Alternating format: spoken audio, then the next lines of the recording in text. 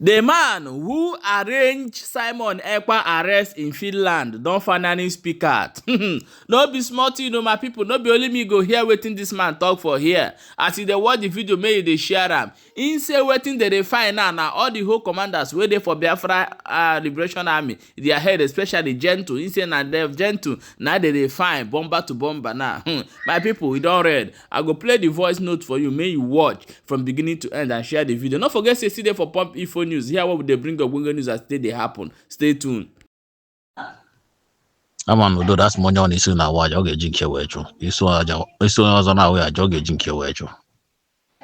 Caterpillar enwe ihe nchọ drop log here.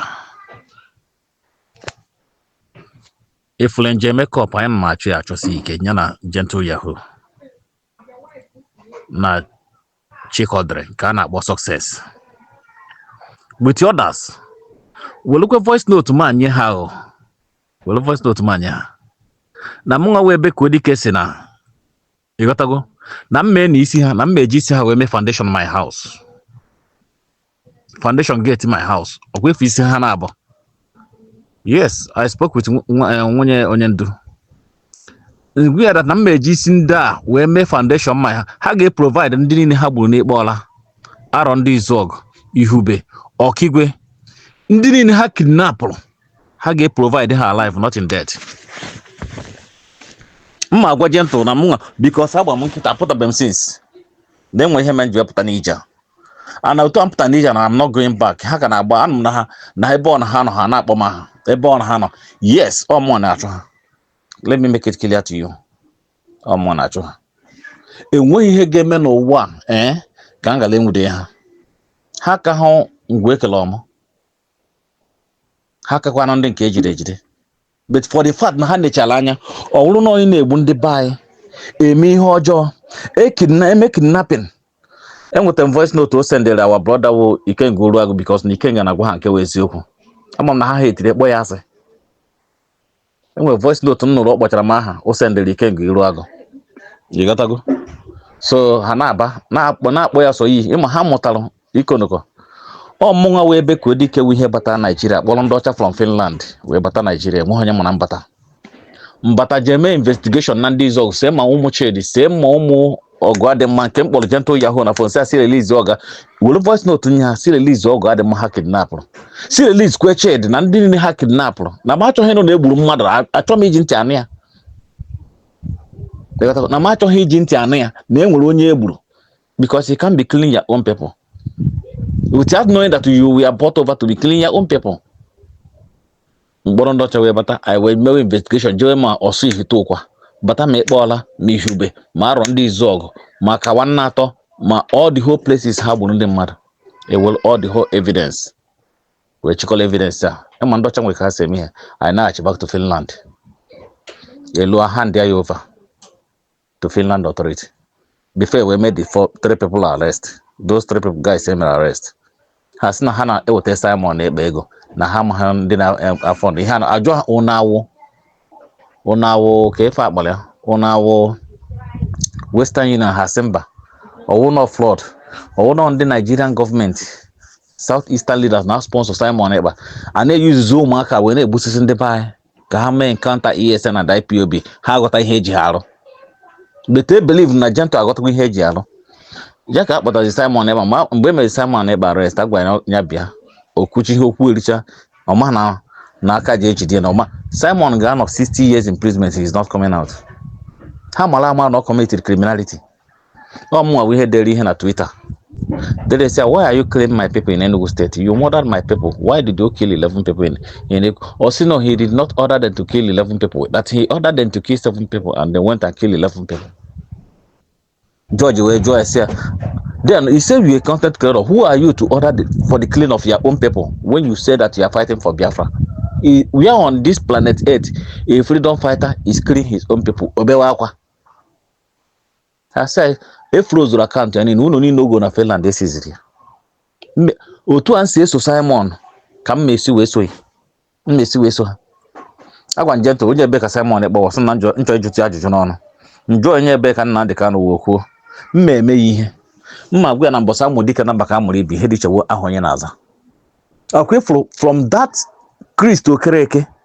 That one woman Jeba, one woman I Jeba, I couldn't hack a Jena, the woman I order he won a thought there. Cordelia Okafo. I jebe Ignatus Una. Be one boy and I only base them banner be Ignatus. This boy, Unya from poor family, uno naya waja. So the only son uno nya waja. Na 1 year jelly he party. I meet a family whom I never back. Na 1 year jelly he party. Jesse he party bata. How I baby. But half on the party and have the hedge on the party. We went and meet family shade. Haneku that no because na dear JJ Ketela is in your own Mumbai.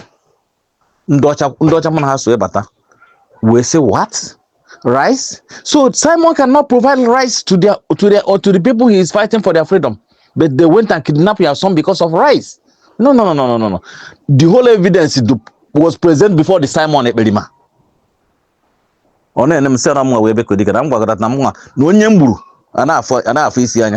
That was why they ordered all the whole autopilot liberation. They are using her. Where is Simon? Where is Simon? And that woman, Adandibo, and go no mother than in as much as not involved. Naka judge seeke. Ngwe said oya hapata. O mo we simiri. Ebe ko di karira na. Adi man ebe na bu izo make them mad. Make them mad. Gento sim nye number nwunye chedi. Nye number nwunye. Ke ihe na nye number nwunye those people you kidnap rodia. What the real person they need is their husband, not their number.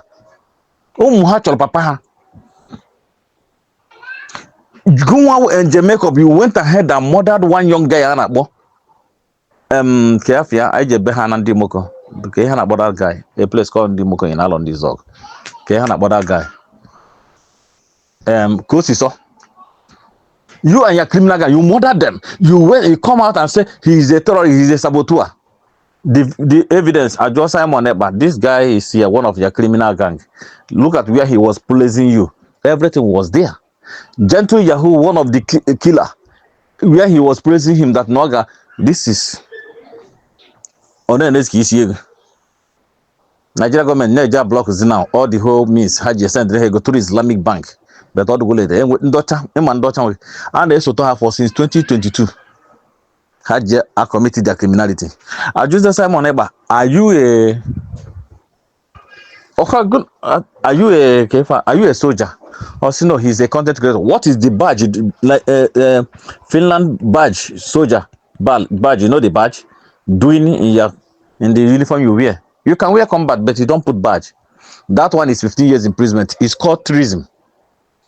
Then Ajukwaze say, are you a lawyer? You claim to be a lawyer in Finland, or senior a lawyer. Another 15 years imprisonment. Or how many years now? 30 years.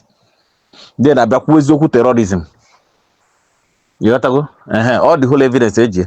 Gwajentu Yahoo na Jamaica. Hamardini ni kidnap. Mande hana kanapu lego. Manda hakin. Namsa hale is going down. Namano hamajia. One dozen. And can release in down. We are coming. Ebehan de chalanya. Ulu ebu munna. Iyana bobusu munna. Ebususu munna. Atoto munna. Would the most important thing in their life. You got to go? We will get to them. If for this time around, I'm going to go. Uno ni ha gbara ọkụ na the entire southeast ha ga-arụchichara ya ndị ụnụ nwaanyị ajadu ha gbara ọkụ ka gbaka ndị ọchị mkpọrọ ha jee ndị be ha gosicha ma ịnị the woman ma the year the woman lụrụ nọ 1996 ka the woman gba mbọlụtụ na 94 95 96 ka the woman gbara mbọlụtụ na ahụ mgbe ọ na-alụ na wizo ya so na ha agba na the ụnọ ọkụ the white man they were all crying. Why are you destroying your own people if you say you're fighting for their freedom? The DOS. Lady of Ekpa and others is begging that now Simon Ekpa was deceived by Nigerian government and them that they want to come back to DOS. I said no gonna go back to Royan Dapota. No Nepal can chop no Nigerian government as sponsor Simon Ekpa. But now since the Simon Ekpa and we going to have now one Simon Ekpa, nobody. And when was no one night, nobody. And when you jelly, nobody is coming. Those lad flame protesters here flame. Nigerian government paid them for 500, for 400. And one man about Patrick, one Mr. Patrick, only big Finland, open hold of big Finland, money hand around Finland. Also, now was Simon Ekpa. He would be in a boom, I can do woman night, Lake Atahia. How are you said after soldier? Also, no honor the Kuna Finland or send over his dead one. And I want Patrick that you should not step into this matter. Or some yana poala. You don't step in this matter. You know that this guy is terrorizing our people, killing our people, harvesting the organ, snatching their car. Moto ni na he nwete ni mo he nje make up ha park cha moto ndi mmadụ ma machine ndi mmadụ ni mo ya. Kedu ha na ha ezo he park machine. Machine ndị a kedu ihe ọ na-ebe ha ma moto ndị ahụ. Ọ he ga-ajụ onwe gị. Caterpillar, I'm very, very happy that in nature I found how by going to criminality we simba you can never work with them. That to me get rich that chose Kibulon. Now Han also Zoku na how on to bet high because half of you don't want to join them in their criminality and their evil. That was why they hate Ikengi. That was why they hate Shina Samuru. That was why they hate DOS members. That was why they hate me. Ebe kodika de lana. Mma agba ha emehebe. Mme ni isi gentle yahoo. Nje makeup. Temple. Butozo. All of them mmejisi ha we me foundation gate him. Agwa na nwunye. Agwagwo me ndị DOS. Mmejisi ha we me foundation gate him. I will never stop until I finish them. The quickly going and spend. When Simon Ekpa becha, actually igbu onwe na prison na or no here. Actually igbu onwe na prison. Actually ikwu odo ka ogbu onwe ka o wela kwa prison ke wu onwe. I say no. You can't kill yourself. You have a lot to answer. Ono ebe. Account e frozure. Ihe ni unu ni ha go. If we do no ụmụaka go na Finland na agari all the whole unu ha na ego. Na use ha na eje make kidnapping. Egbu ndị mmadụ, a harvest organ. Egbu ụmụnne ha. Georgian to say, okay, it's not going to make kidnapping. Why not find out those people that are doing the kidnapping? A kidnap or God demand to see. I met your owner hammer. In Hamena, February 17, 2024. February 17th, 18th, Sienna with the number in Jamaica. Cecily or some on the bench on the bed. We just make our own debut. Till today, that man and my family. We went there. Futako Mark and Dr. Pilot. Hammer no more. I went there with my men, with Indota Bell. Hammer by Jabata. I put a honey boil machine there pure anymore. Umaka Bakaliki. You Bokolo Maka Bakaliki. Then it terrorize Benaga. Bokolo Maka Bakaliki. You look at the Jogasu. Can you go no Maka Bakalika and I made no Buddha? Which in matter that one day they can change mind and kill you. I want someone when you're state, believe. Then someone will be state. I have a hanazo, and then more of man. You need destroy Benaga. You need destroy Benaga. You need which is in the marna. Okay, as soon as I go pop from their community, from their town. You call her jail on a year, which is here. No sumo. Nebusana are on this dog. Busisana, okay. A Busana ball. A Busisana Kubenaga. Now, if Jenny Jeffers said the security along this dog, hang bound go. A boy just not terrorize the civilians now. Why not if first in the Bible like you? You don't go to civilians. You first those people that is controlling God like you. Go and Jamaica for Auto Antuary among way back Odike. May make sure and cripple all of them. We are on the matter and we can never stop until we finish. Then it may expose Mba one in Afia. Simon Ekpa deny. Also, yes, that those guys is his criminal gang. Okay, it was their guys, yes. On it is in Yamaha into criminality. It was say, okay, Simon, they are not into criminality, but the short this gun belongs to the securities. You understand? Why are there clean securities? On any cattle. They kill securities. They kill securities. Securities that is guiding the community. If they are a freedom fighter, they don't need to kill securities. They have to work with the securities. That is how freedom. Or then it's cattle. Of the Nigerian government to go Agwa Ndochana Agwa said that no on the freedom fighter. Now how was saying I work within the security because without security you can't get what you want. No security can get information the Queen once Haman on the strong. Una squall ike. Efria Ndochana Agwa say on a best also that within Hunan.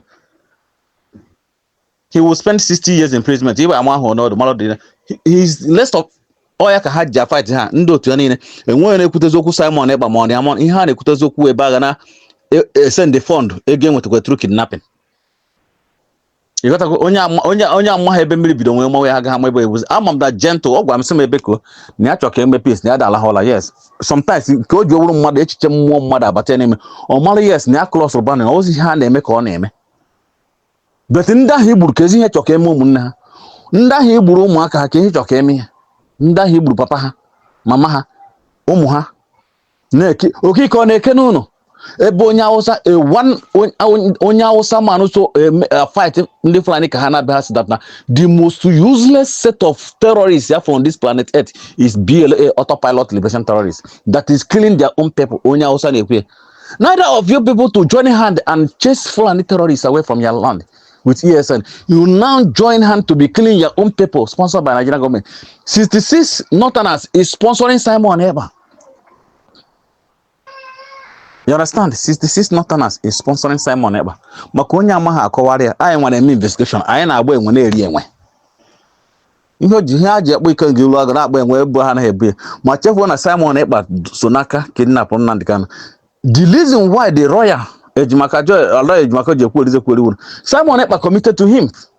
Ọ nara ego rie. O setizie. Simon bido gbuo eze mmadụ nwezi ọnụ okwu. Kịta onwe egwu ọnụ okwu. Nigeria gọọmenti won ya. The same thing. Nwanne Nnamdi Kanu the siblings. You got to go. Will problem ha na-enwe ha n'ime onwe ha na because ha ma ha nwa mgbe ha bido ziboze Simon Ekpa nya gba gentle yahoo bute ụzọ and their criminal gang ka ha stop igbu mmadụ ekidnap mmadụ n'ọsụ no ọ dụgo late. That gentle n'onwe aghọtawazi onwe ya but ọ dụgo late. Okay, now Simon anaghị claim that he is the in charge of the killing of our people in the southeast. Who is in charge of those that they killed this last December? Who control them? It's Nigerian government. And where's when I better claim was it? Now that matters now can attack us now. There's when I wasn't the Haja was to send the mother. Oh, therefore my we hear use Costa. Can I remind that therefore my use Costa after the election or Chikolocha? Where Costa government Costa have in Ebony State this year, JJ made your own investigation. In Ebony State celebrated the highest December this year. In Ebony State, go and do your findings. I ain't me investigation. I ain't when they the highest December about this year in the Ebony State. So in the Ebony State, one had number. Not once maybe could say yes. Has not more market when Hana Lopolo Ibono Anambra and Nemo State. Jenny took kidnapping. Hana Lochazon and Eme Wolfman. When they destroy Anambra Nimo State, Umaka Beha Plolo Ibo kidnapping, but join a autopilot BLA terrorist. You got a nature. Gentle Pokata have very destroyed. Ibata Zebana, Hanem Behane destroyed the Gentle, Nda on this dog, Ndimo State, Ndi Hube, Nde also, Ndokigwe, Nda all those Lilu, Ihiala, all those, and they destroy Hane kidnap him, what they go raise, a general developer Benaha. To see and a business Nanambra Nimo State, Chucha the business people, Trisha Hasaba. We went as about Uzen as Banazwa of Mofma. We went to Port Harcourt. I played in Nigeria very, very well. Around October, before the arrest of Simon Ekpa. You understand? We went to everywhere. I know when they The only thing that I would have went so. But when you want to show so I ask we because Gunwawu, I believe neighbor below go Belankesi Biebene. Nyago square boge because I know money I so. You understand? I go see a big ebe. Ebo na Hana Chalanya. Decide I know a boom munha. The thing I have come ala hola. I knocked on one day now. Take a gentle only boom this boy. O juene chanya ijire nwanne gị na-ene nwanne nwoke anya na mkpụrụ anya ọ na-asị brother gị egbukwenye na enweghị ya mere igbu esi na always saboteur your own brother ka igburu because na ibu egbe na-eme autopilot your own brother every ọha na nne mụrụ gentle yahoo those criminals na mama ha wụ ndị Igbo papa ha wụ ndị Igbo n'ezie something is wrong somewhere because ọ na mama ha or papa ha wụ ndị Igbo you can't tell me na Jerusalem ebe mbi in Israel here.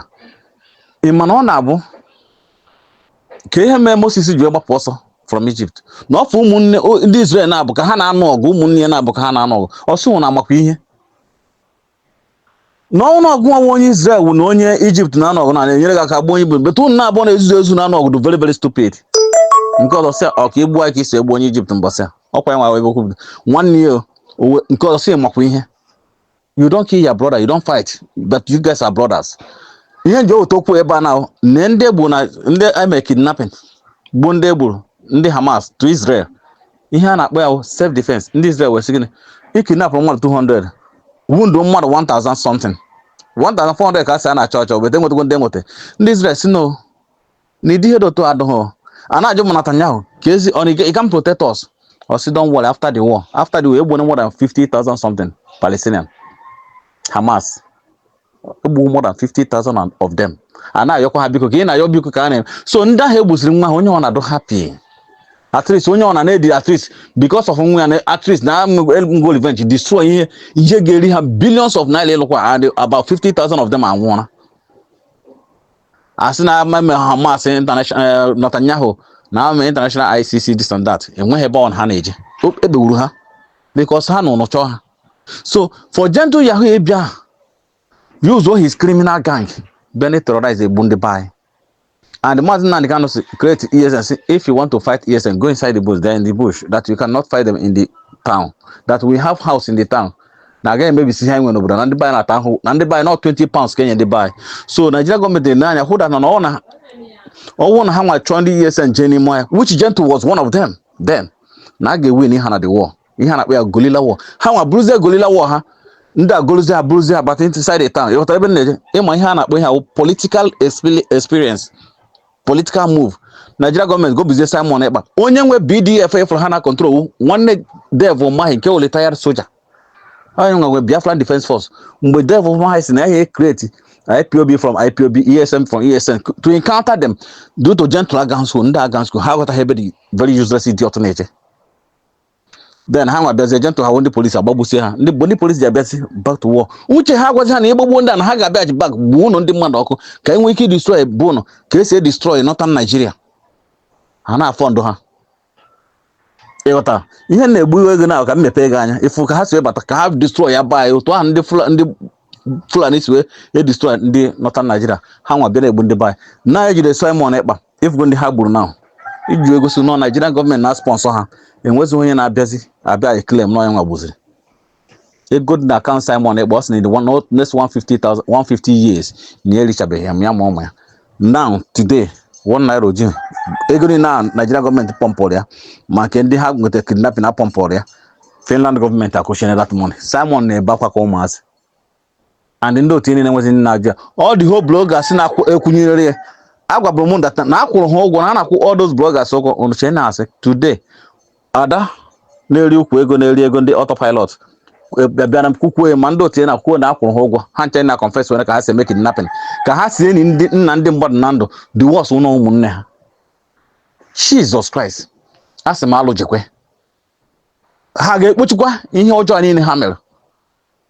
Onye nwere asị na nwata totelu na-ata ahụ ihe nne ya metere. Man, among our baby could come out. Young Bagana, will voice me. We will come to them and we must get them. Of course, knowing what they command, voice here with the Abukuni and Dabi. Once one hand a jacket booked on one. Monkey gentle about here. I gauge you all of them. Hag have been more forever. They know. Mandi Keba Pulgana, Anna Hacho now. My blessing of Chikodre and daughters, Anna had Hannah do shock. Case and water. My wonderful people, see there for Pump Info News. Here where would they bring up Bonga news as today they happen. I beg make una share this video and make sure say you dey follow for more updates as it dey hot.